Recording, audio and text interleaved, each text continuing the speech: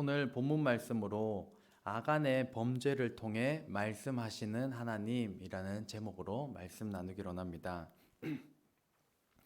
지금은 개인주의 성향이 많이 강해져서 그렇지 예전에는 함께 책임을 지는 연대 책임을 많이 물었습니다. 특히 군대처럼 집단 생활을 하는 경우에는 누군가가 잘못하면 같은 집단에 속한 모든 사람에게 그 책임을 물어서 집단으로 모든 사람에게 기합을 주거나 불이익을 당하게 하였습니다. 세월이 흐르면서 지금은 연대 책임이 구시대적 발상이라 여겨서 많이 사라지고 있는 시대를 살고 있습니다. 그런데 성경에는 의외로 한 사람의 죄악으로 인해 그 사람이 속한 공동체가 고통을 겪게 되는 경우가 더러 등장합니다. 오늘 본문도 마찬가지입니다. 난공불락의 요새 여리고성을 성공적으로 함락한 이스라엘 백성들이 이어서 아이성을 정복하기 위해 전쟁을 벌이게 되는데, 이때 아이성 전투에서 전혀 예상하지 못한 일이 벌어지게 됩니다. 어떤 일, 어떤 과정이 있었는지 오늘 성경을 통해 살펴보도록 하겠습니다. 제가 이것을 많이 보여드렸는데요. 이게 이제 출애굽 계속해서 그 시점입니다. 출애굽을 하고 홍해를 건너고 가나안 40일 동안 땅을 정탐하고 하나님을 원망하여서 40년간 광야를 돌게 되고 1세대가 전원 사망한 후에 여호수아를 리더로 요단강을 건너고 여리고성을 정복하고 여리고성을 정복한 이후에 아이성을 점령하게 되는데, 오늘 이 본문이 아이성에 해당하는 본문입니다. 그 이후에 가나안 정복, 땅 분배, 사사시대로 이어지게 됩니다. 하나님께서 여리고성을 치기 전에 하나님께서 이스라엘 백성들에게 명령하신 것은 여리고 성에 있는 모든 것에 손대지 말고 하나님께 바치라, 제물로 바치라고 명령을 하셨고, 이 바친 물건에 대하여서 손대지 말라고 명령하셨습니다. 그렇게 명령하신 이후에 여리고성을 점령하고 나고, 그리고 아이성 점령을 위해 전쟁을 치르게 됩니다. 이 여리고성은 성벽이 굉장히 두꺼웠다라면 이 아이성은 지형적으로 해발 800m에 있는 어느 정도 위에 있는 그런 지역에 있었습니다. 그래서 이 아이성은 다른 지역을 위에서부터 관찰하고 통제할 수 있는 그런 지형적 이점을 가진 곳이었습니다. 그리고 가나안 땅을 중심으로 북쪽과 남쪽을 있는 그 중심부에 있었기 때문에 이 보급로 확보에도 중요하고, 남쪽과 북쪽을 가르는 데 있어서도 이 굉장히 지형적으로 장점이 있는 곳이었습니다. 여리고성보다 아이성은 이름이 아이라서 굉장히 작을 것 같지만, 여리고성은 성벽이 두꺼웠고 아이성은 여리고성보다 훨씬 큰 규모였습니다. 그래서 성경을 읽어보면 이 안에 약 12,000명이 살 정도로 굉장히 큰 성에 속하였고, 남녀 모두 12,000명이었기 때문에 군인의 숫자는 그거보다는 훨씬 적었을 것으로 예상이 됩니다. 하지만 고지대 해발 800m의 성을 짓고 살았기 때문에 이 고지대, 이 산악지대에 대하여서 누구보다도 지형 지물을 잘 알고 이용할 수 있는 사람들이었고, 800m라고 하면 이스라엘이 이 성을 점령하기 위해서는 전쟁에 굉장히 불리한 오르막길을 올라서 800m라고 하는 오르막길을 올라서 이 성을 점령해야 되는 굉장히 불리한 그런 위치에 처해 있었습니다. 그래서 아이성을 점령하기 위해서는 더욱더 치밀한 전략이 필요했습니다. 이런 상황에 이스라엘은 아이성 함락을 위해 전쟁을 치렀다가 참패를 경험하게 됩니다. 이 1차 공격의 실패는 이스라엘에게 이 공포와 두려움으로 몰아넣기에 충분한 사건이 되었습니다. 왜냐하면 이스라엘 군대의 전사자는 1차 전쟁의 전사자는 36명에 불과했지만 이스라엘 군대의 이 36명만으로도 이스라엘이 전쟁의 사기가 꺾이기에 충분했기 때문입니다. 지금은 전쟁을 보면 이 칼과 창 이런 무기가 아니라 총알로, 수류탄으로, 화학 무기로, 미사일로 이런 전쟁을 치르지만 옛날에는 칼과 창으로 막 이렇게 직접 가서 전쟁을 치러야 하는 재래식 전쟁이었습니다. 이런 전쟁에서 가장 필요했던 것은 사기였습니다. 군사들의 사기라고 하는 것이 전쟁의 승패에 너무나도 중요했던 시기였습니다. 최근에 그 아시안 게임을 보면 실제로는 서로 실력이 비등비등한데 결국에는 이 결승전에서 내가 얼마나 좀 여유를 가지고 있는가, 그리고 응원하는 그런 기세 싸움이라고 하는 것이 굉장히 중요했던 것을 알 수가 있습니다. 실력은 그렇게 큰 차이가 나지 않는데 갑자기 마음이 움츠러든다든지 아니면 응원단 소리에 막 이렇게 되면 그 기세 싸움에 눌려서 제대로 실력 발휘를 할 수가 없는 것입니다.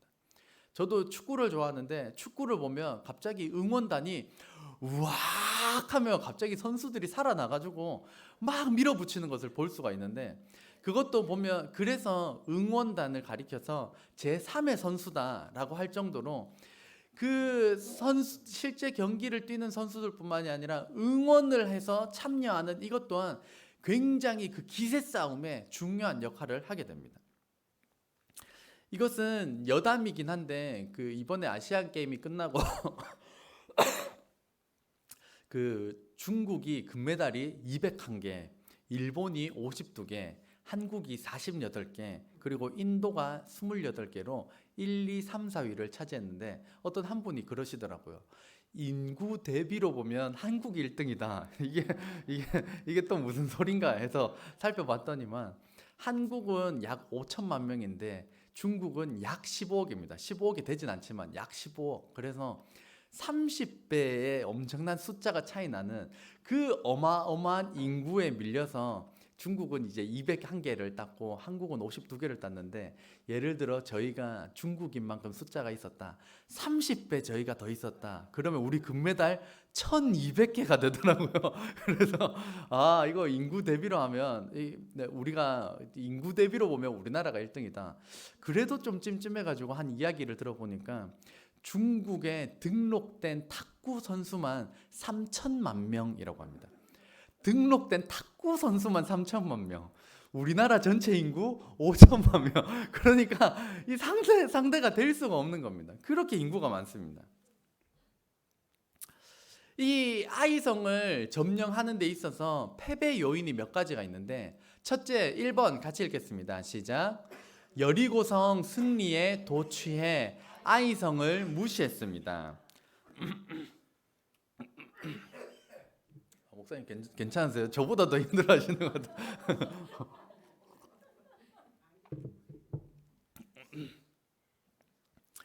여리고성 승리에 도취하여서 아이성을 무시했던 것이 이 패배의 원인이 되었습니다.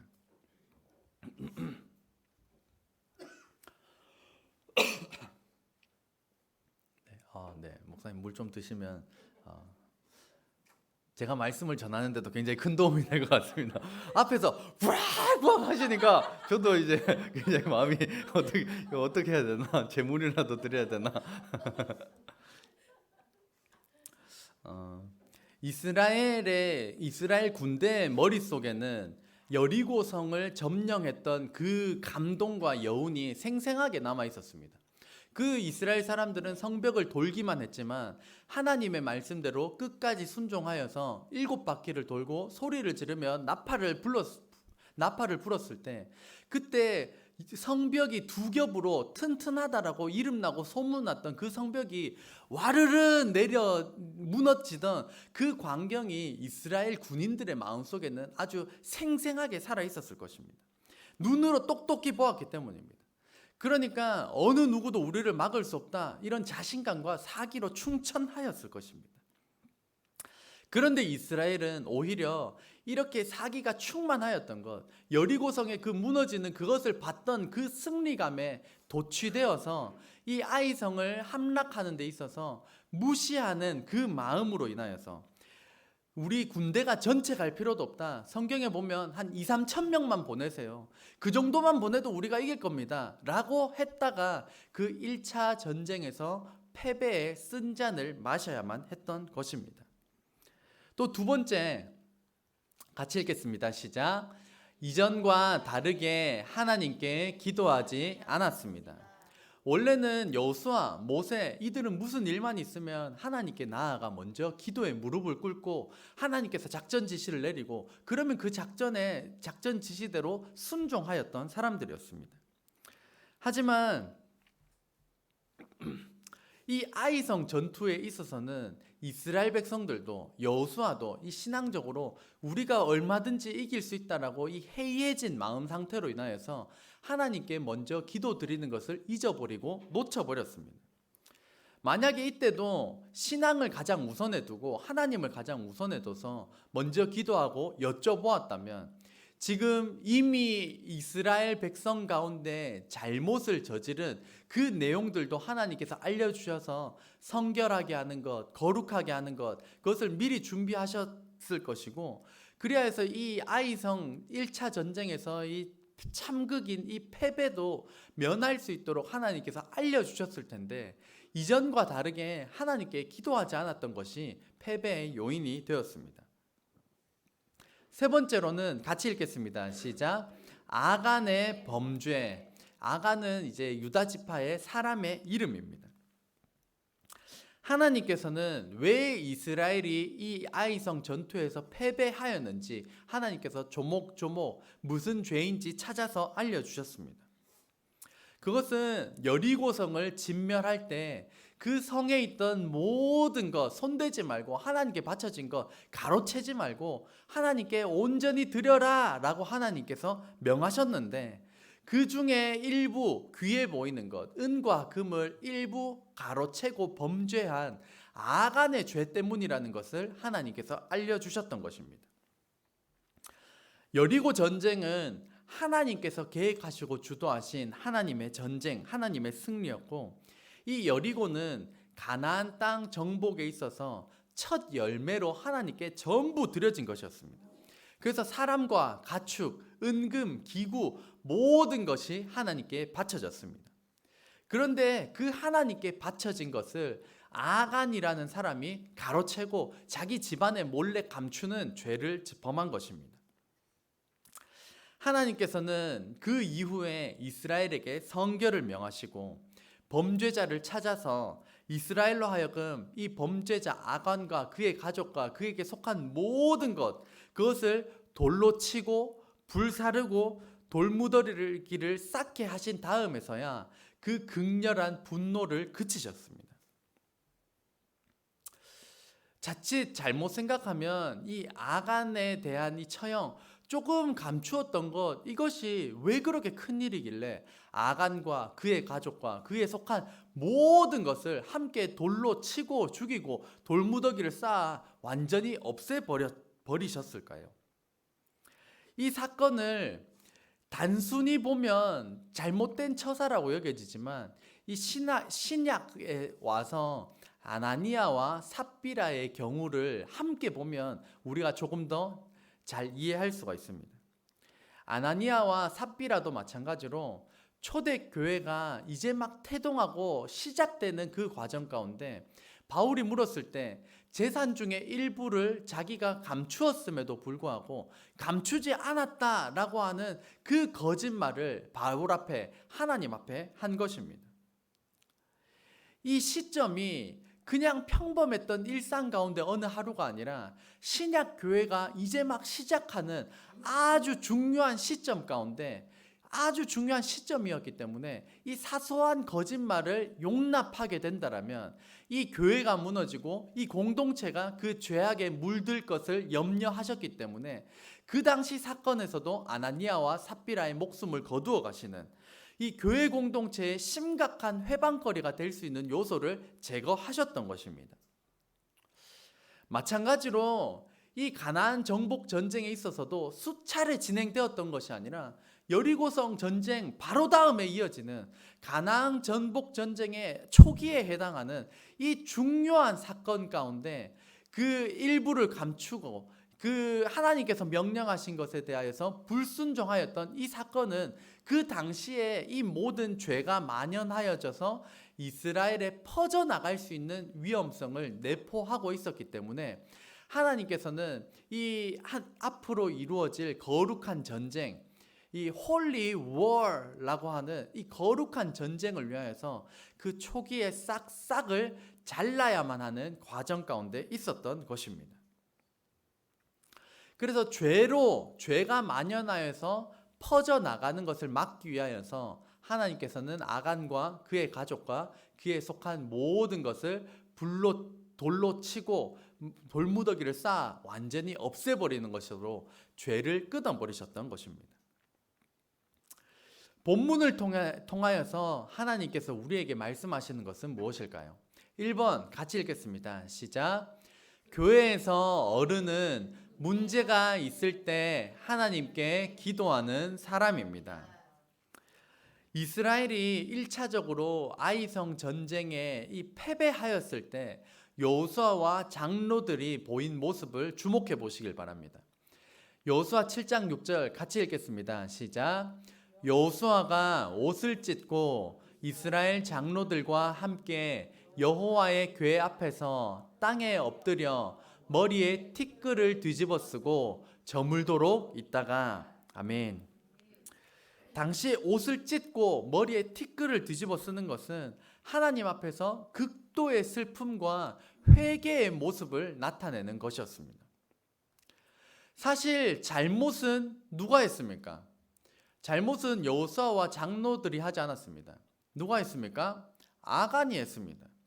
아간이 하나님께 바쳐진 것을 가로채는 잘못을 범했는데 지금 누가 하나님 앞에 회개 기도를 드리고 있습니까? 여호수아와 장로들입니다. 잘못은 저 사람이 했는데 지금 여호수아와 장로들이 대신 하나님 앞에 나와서 엎드려 회개하며 죄를 뒤집어 쓰고 티끌을 뿌리고 그렇게 하나님 앞에 회개 기도를 드리고 있다는 사실입니다. 사람은 일반적으로 우리가 세웠던 어떤 계획들이 실패로 돌아갈 때 누가 책임자냐라고 이 책임자를 찾아서 추궁하거나 우리의 계획이나 이런 것들이 잘못됐다고 이런 인간적인 요소들을 찾아보기 마련입니다. 하지만 똑같은 실패임에도 불구하고 여호수아와 장로들이 보인 모습은 전혀 달랐습니다. 사람을 찾아 추궁하는 것은 이후의 문제고 먼저 이 공동체, 우리 공동체 안에 있는 이 잘못을 해결하기 위하여서 하나님 앞에 먼저 엎드려 대신 회개 기도를 드리고 있다는 사실입니다. 1차 전쟁에서 패배하였던 이 원인이 전략이라든지 이런 무기라든지 이런 인간적인 요소에 달려 있는 것이 아니라 하나님과 자신 사이에 영적인 문제가 가장 중요하다라고 하는 것을 여호수아와 장로들은 알았기 때문입니다. 혹시 저와 여러분은 예기치 못한 문제와 상황을 만날 때 그것을 해결하기 위하여서 인간적인 방법을 찾느라 우왕좌왕 하지는 않으시는가요? 혹은 이렇게 해도 안 된다, 저렇게 해도 안 된다, 그 절망감에 사로잡혀서 제자리에 그냥 포기한 상태로 절망하여 있지는 않습니까? 오늘 여호수아와 장로들이 보여준 태도를 본받아서 절망의 자리에 있는 것도 아니고 사람을 찾아다니면서 해결하려고 하는 것도 아니라 하나님 앞에 나와서 먼저 기도의 무릎을, 회개의 무릎을 꿇으시는 저와 여러분 되시기를 주의 이름으로 축복합니다. 한번 큰 소리로 아멘 합시다. 제가 순복음 교회에서 사역을 할 때에도 저의 잘못으로 인하여서 그 담임 목사님께서 굉장히 힘드셨던 적이 있습니다. 담임 목사님 잘못이 아니라 제가 잘못을 했는데 저 잘못 때문에 막 사람들이 담임 목사님을 공격하니까 그것 때문에 목사님께서 막 식음을 전폐하시고 그 가운데 제가 이제 목사 안수를 받기 전이니까 남전도사 네 때문이라고, 남전도사 네가 잘못했다고, 네가 이거 잘못한 거 아니냐고 저한테 이런 말씀을 한마디도 하지 않으셨습니다. 저 때문에 벌어진 일이고 제가 잘못했음에도 불구하고 목사님은 계속해서 기도의 자리만 가셨습니다. 새벽 기도로 그 기도의 자리로 항상 나가시면서 그 화살 바지를 저한테 안 돌리시고 끝까지 그냥 본인이 감당하시면서 기도의 자리로만 나아가셨는데 그 모습을 본 저는 어땠을까요? 아싸 나는 책임 없다 막 이렇게 했을까요? 아닙니다. 그 괴로워하는 모습을 보면서 아이고 등신아 네가 왜 그러냐 그렇게 전 머리를 치고 가슴을 치면서 저한테 한 번도 너 때문이라고 네 때문이라고 하지 않으셨는데 그 모습을 보면서 괴로워서 저의 잘못된 부분을 고쳐 나갔던 적이 있습니다. 혹시 여러분의 자녀 문제가 있다라면 네 때문이라고 너가 문제라고 손가락질하지 마시고 여호수아와 장로들이 보여준 모습처럼 기도의 자리로 나아가 회개로 무릎을 꿇으시는 저와 여러분 되시기를 주의 이름으로 축복합니다. 그래서 교회의 어른은 다른 사람, 교회의 공동체의 어려움을 가지고 기도의 자리로 나아가는 사람입니다. 우리 교회에서 기도를 제일 많이 하시는 분 우리 남병태 목사님이십니다. 지금 기침으로 막 고생을 하고 계시지만 새벽으로 저녁으로 항상 그 기도의 제단에 불이 꺼지지 않도록 아침 저녁으로 기도하시기 때문에 교회의 어른이 되시는 것입니다. 교회의 어른은 나이가 많은 것도 물론이지만 오늘 여호수아와 장로들이 보여주는 것은 기도하는 사람이 교회의 어른이라는 사실입니다. 자신의 문제를 넘어서서 교회의 문제, 성도님들의 어려움을 가지고 돌아보며 대신 기도함으로 진정한 어른의 역할을 감당하는 저와 여러분 되시기를 주의 이름으로 축복합니다. 둘째, 2번 같이 읽겠습니다. 시작. 하나님의 은혜를 망각하면 교만하게 됩니다. 아이성 전투에서 패배한 이유는 여리고성 전쟁의 승리로 인하여서 지나치게 승리감에 도취되어 있었기 때문입니다. 즉 이들은 여리고성 전쟁에서의 승리가 하나님께서 주신 것이라는, 하나님의 은혜로 승리한 것이라는 사실을 잊어버리고 마치 자기들의 힘과 능력으로 우리가 돌았다, 우리가 소리쳤다, 우리가 나팔 불었다, 우리가 전쟁을 치렀다 라고 하는 하나님의 은혜를 망각해버리고 자기가 이루었다라는 교만에 빠져 있었던 것입니다. 이처럼 사람은 하나님께서 주신 은혜를 망각하면 교만하게 됩니다. 이거는 어린 사람이건 나이가 많은 사람이건 예외가 없습니다. 하나님께서 주신 은혜를 잊어버리면 그때부터 교만하고 오만방자해지는 것입니다. 하나님께서 주셨다라는 것을 잊게 되면 내가 모든 것을 이루었다, 내가 했다, 내가 노력했다 라고 하는 이 착각에 빠지기 때문입니다. 하나님의 은혜를 아는 자만이 진정으로 겸손할 수가 있습니다. 신명기 8장 18절 말씀 상반절 같이 읽겠습니다. 시작. 내 하나님 여호와를 기억하라. 그가 내게 재물 얻을 능력을 주셨습니다. 한 번 더 읽겠습니다. 시작. 내 하나님 여호와를 기억하라. 그가 내게 재물 얻을 능력을 주셨습니다. 이 우리에게 돈도 주시고 돈을 벌 수 있는 능력을 주신 분이 하나님이십니다. 이것을 분명하게 믿으시는 저와 여러분 되시기를 주의 이름으로 축원합니다. 지난주에 이제 저희 장인어른 이종정 집사님께서 이제 군위에 계신데 군위에 1년에 한 번 있는 마을 전체 체육대회가 있어서 그곳에 이제 저희를 초청하셨기 때문에 저희가 그곳에 가게 되었습니다. 그곳에 아침 일찍 가니까 자리 테이블 그늘에 이게 다 설치가 되어 있어가지고 그곳에 가서 이제 앉아 있으니까 막 간식을 내주시더라고요. 떡도 나오고 오징어 포도 나오고 먹을 것들 많이 주시더라고요. 그래 앉아가지고 먹기만 했습니다. 막 이렇게 먹다가 먹다 보니까 점심시간이 됐습니다. 그러니까 밥을 주십니다. 밥이랑 수육이랑 소고기 국밥이랑 막 이렇게 주십니다. 그래가지고 감사합니다 그러면서 제자리에 앉아가지고 막 이렇게 먹었습니다. 밥을 다 먹었으니까 뭐 하겠어요? 갑자기 졸렸습니다. 그래서 거기서 또 책상에 퍼질러 앉아가지고 막 잤습니다. 막 졸다가 일어나니까 그분들이 또 오셔가지고 막 치워주십니다. 저는 간식 먹고 자고 뒹굴뒹굴 누워서 하는 것밖에 없었는데 그분들은 주시고 치워주시고 다 해가지고 치워서 가져가셨습니다. 그래가지고 저는 먹고 쉬고 놀고 자고 막 너무 좋다 이러면서 마지막 이제 일정 다 끝내고 돌아오게 되었는데 그 차 안에서 이제 이런 이야기를 들었습니다. 이제 마을별로 식사가 좀 달랐나 봐요. 저희 쪽에는 이제 소고기 국밥이랑 수육이랑 이런 게 나왔었는데 어떤 한 분이 불평불만을 하시기를 저쪽 마을은 뷔페랑 샤인머스켓이 나왔는데 우리 쪽에는 뷔페도 아니고 샤인머스켓도 안 준다면서 이거 완전 이게 이렇게 막 불평불만을 막 하시는 것이었습니다. 우리는 개떡같이 준비했다. 우리는 개떡같이 준비했다. 막 이런 이야기를 하는 겁니다. 그래서 그때 이제 저는 이제 집사람이 옆에서 뭘 하나 이렇게 유심히 봤습니다. 집사람이 그래 맞다. 다른 곳은 뷔페도 주고 샤인머스켓도 주는데 우리만 이 대충 준비했다. 우리는 개떡같이 준비했다. 막 이런 이야기를 했으면 제 마음이 굉장히 무거웠을 것 같은데 그 이야기를 듣더니만 그 사람은 왜 그러냐면서 우리 그냥 앉아서 밥 먹고 쉬고 다 차려주시고 치워주시고 그러니까 우리는 너무너무 좋던데 너무너무 감사하던데 그 사람은 왜 그러냐고 막 이런 이야기를 하길래 뭐 제가 티내서 거기에서 막 이렇게 떠들진 않았지만 제 속으로 그냥 그런 마음이 들었습니다. 하나님께서 참 좋은 사람을 붙여주셨다.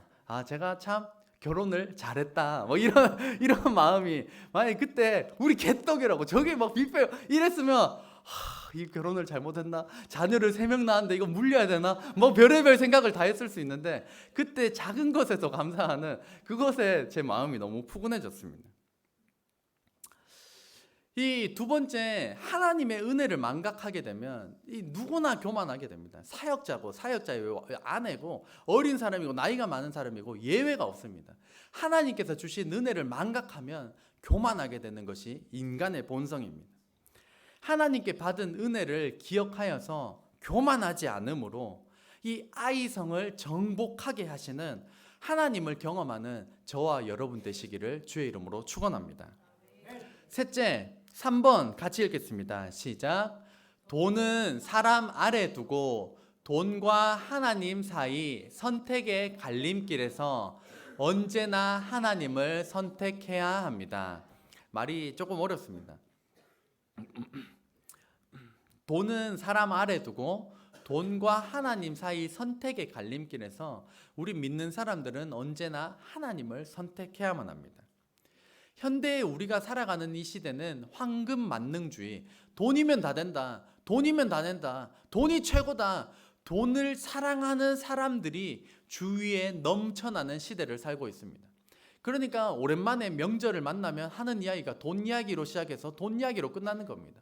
돈을 어떻게 하면 많이 벌 수 있을까? 돈 하는 것이 현재 황금 만능주의를 살아가는 우리 시대의 모습입니다. 이제는 피를 나눈 가족들 사이에서도 재산을 놓고 다투는 것은 물론이고 돈 때문이라면 살인조차 마다하지 않는 끔찍한 시대가 되었습니다. 돈은 언제나 사람 아래 두어야 합니다. 이것은 이제 돈에 대한 어떤 위치를 말해주는 것입니다. 돈은 언제나 사람의 아래에 위치시켜야만 하는 것입니다. 이 위치를 보면 사람의 위치가 있고 사람보다 더 중요한 위치가 있고 사람보다 덜 중요한 발 아래의 위치가 있습니다. 이때 돈을 우리 머리에 두게 되면 돈을 최고의 가치로 여기게 되고 사람보다 돈이 중요하고 돈 때문에 사람을 죽일 수 있고 돈 때문에 사람을 배신할 수도 있습니다. 성경적 세계관에서는 언제나 하나님이 우리 위에 계셔야 하고 사람은 언제나 평등하게 우리가 선 위치에 있어야 되고 돈이라고 하는 재화는 언제나 우리 발 아래에 두어야 하는 것입니다. 한번 따라해 보겠습니다. 하나님은 위에, 손도 한번 해볼까요? 하나님은 위에, 사람은 평등하게, 돈은 발 아래. 이것이 성경적인 위치입니다. 하나님은 언제나 우리 머리 위에, 우리 사람 위에 존재하셔야 하고, 사람은 언제나 평등한 위치에 있어야 하고, 돈이라고 하는 것은 언제나 우리 발 아래에 두어야만 하는 것입니다. 이 성경적인 위치를 점검하고 제자리를 지킬 수 있도록 주신 제도가 바로 11조입니다. 11조는 내 소득, 내가 가진 것, 이 10분의 10 모든 것을 하나님께서 주셨다라고 여기는 그 마음 가운데 10분의 1을 하나님께 드리는 것, 그것이 11조입니다. 그래서 11조는 내가 가진 돈의 주인이 하나님이시다, 내가 가진 모든 것의 주인이 하나님이시다, 내 인생의 주인이 하나님이시다 라는 믿음의 표현 형태가 바로 11조인 것입니다. 아무리 내 입으로 하나님에 대하여서, 하나님의 은혜에 대하여서 청산유수처럼 이야기를 하고 교회와 하나님을 위하여서 헌신적으로 무엇을 감당한다 하더라도 11조를 드리지 못하고 있다면, 11조를 드리지 못한다면 우리의 믿음은 반드시 점검되어야만 합니다. 마태복음 6장 24절 말씀 같이 읽겠습니다. 시작. 한 사람이 두 주인을 섬기지 못할 것이니 혹 이를 미워하고 저를 사랑하거나 혹 이를 중히 여기고 저를 경히 여김이라. 너희가 하나님과 재물을 겸하여 섬기지 못하느니라. 아멘.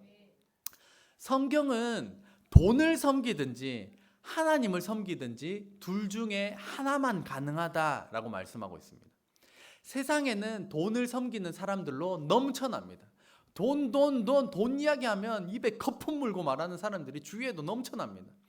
성경은 돈을 주인 삼는 사람과 하나님을 주인 삼는 사람이 다르다라고 말씀하고 있습니다. 성경에서는 사람이 돈을 주인 삼을 수도 있고 하나님을 주인 삼을 수도 있다라고 말씀합니다. 그래서 성경에서는 이 돈을 가리켜서 만몬신이라고 부를 정도로 신적인 존재라는 것입니다. 그러니까 돈이라고 하는 만몬신을 섬길 것인지 아니면 온 우주 만물을 창조하신 나를 구원하신 하나님을 섬길 것인지, 이 둘은 겸하여 섬길 수가 없다. 반드시 하나만 섬길 수 있다라고 말씀하고 있습니다. 혹시 돈 싫어하는 분 계신가요? 돈 싫어하는 분은 아마 안 계실 것입니다. 저도 돈을 좋아합니다. 그래서 저도 한 번씩 그런 생각을 해봅니다. 별것 아니지만 내 통장에 공이 하나 더 붙었으면 좋겠다, 그런 생각을 저도 가끔씩 합니다. 그래서 많은 것도 안 바라고 뒤에 그냥 공 하나만, 그러면 10만 원 가지고 있으면 그게 100만 원이 되고 100만 원에 공 하나 붙이면 1000만 원이고 1000만 원에 공 하나 붙이면 1억이 되는데 많은 것 안 바라고 공 하나만, 그런 생각을 종종 해보기도 합니다. 누구나가 돈을 좋아하기 때문에, 돈 싫어하는 사람 없기 때문에 성경적인 질서가 반드시 필요합니다. 언제나 하나님은 우리 위에 계셔야 하고 사람은 평등한 위치에 있어야 하고 돈은 언제나 우리 발 아래에 두어야만 하는 것입니다. 오늘 성경의 아가는 돈과 하나님 사이에 돈을 선택한 인물입니다. 하나님께 다 드리라는 명령을 어기고 좋아 보이는 것, 은덩이, 금덩이, 이 좋은 것 하나님께 드려진 것임에도 불구하고 하나님의 명령을 어기고 자기가 취하였습니다. 말씀을 다시 한번 보면 21절 상반절 말씀 같이 읽겠습니다. 시작. 내가 노력한 물건 중에 신할산의 아름다운 외투 한 벌과 은 200세겔과 그 무게가 50세겔 되는 금덩이 하나를 보고 탐내어 가졌나이다. 하나님은 이로 인하여서 진노하셨고 아간과 그의 가족과 소유한 모든 것이 매장되고 나서야 진노를 그치셨습니다. 돈과 하나님 사이 언제나 하나님을 선택하시기를 주의 이름으로 축복합니다. 그것을 증명하는 잣대가 바로 11조입니다. 날 위하여 십자가에 대신 달려 돌아가신 예수님의 은혜에 감사드리며 빈손으로 나오지 않고 11조로 헌금으로 우리의 신앙 고백을 하면서 물질의 노예가 아니라 돈을 우리 발 아래 두고 다스려서 아간의 죄는 끊어지고 하나님을 진정한 주인 삼아 하나님의 은혜를 체험하는 저와 여러분 되시기를 주의 이름으로 축원합니다. 기도하겠습니다.